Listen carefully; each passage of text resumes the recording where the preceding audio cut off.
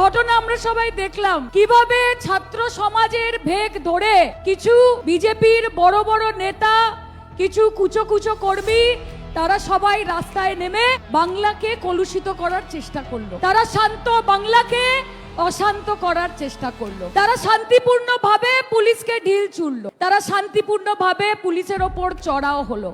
বাংলার মানুষের বুঝতে বাকি নেই যে এটা একটা গভীর ষড়যন্ত্র, একটা আন্দোলন।